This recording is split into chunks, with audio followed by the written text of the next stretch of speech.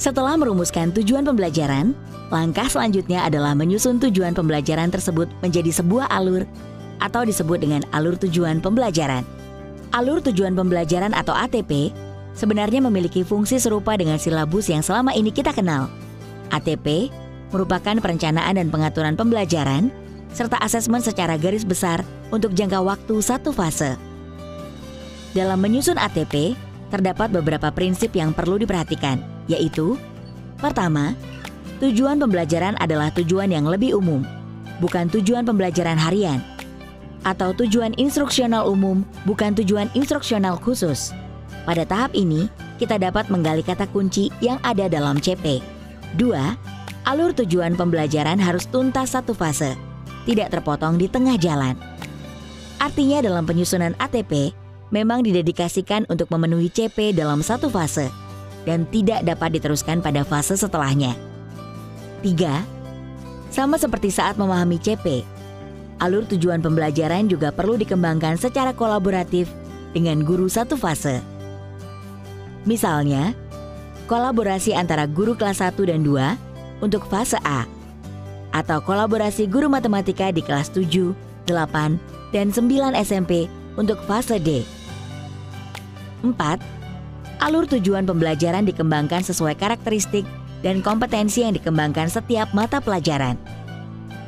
Oleh karena itu, sebaiknya dikembangkan oleh pendidik yang mahir dalam mata pelajaran tersebut. 5. Penyusunan alur tujuan pembelajaran tidak perlu lintas fase, kecuali pendidikan khusus. 6.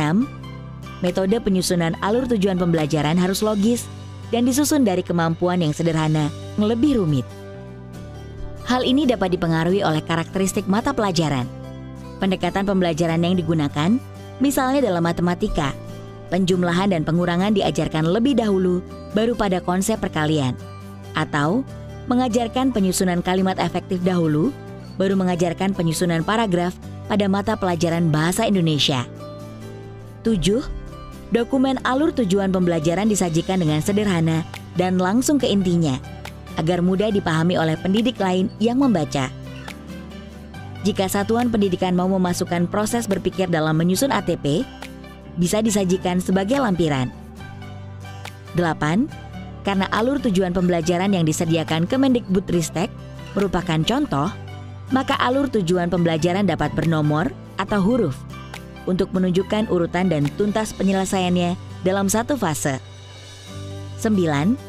Alur tujuan pembelajaran menjelaskan satu alur tujuan pembelajaran, tidak bercabang atau tidak meminta guru untuk memilih.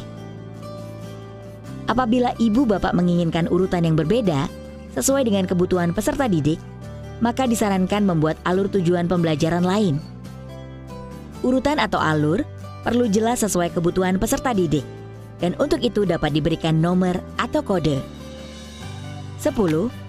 Alur tujuan pembelajaran fokus pada pencapaian CP, bukan profil pelajar Pancasila, dan tidak perlu dilengkapi dengan pendekatan atau strategi pembelajaran atau pedagogi.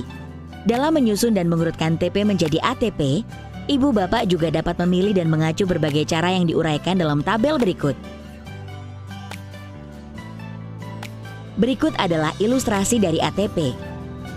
Ilustrasi ini menggambarkan peta perjalanan yang akan dilalui peserta didik untuk menyelesaikan sebuah fase. Dalam perjalanannya, peserta didik akan melewati tujuan pembelajaran secara bertahap, sampai nanti di ujung fase. Satuan pendidikan bisa memilih untuk menggunakan contoh ATP yang disediakan oleh Kemendikbudristek, atau memodifikasi ATP sesuai dengan kebutuhan peserta didiknya. ATP ini dikembangkan untuk setiap fase CP.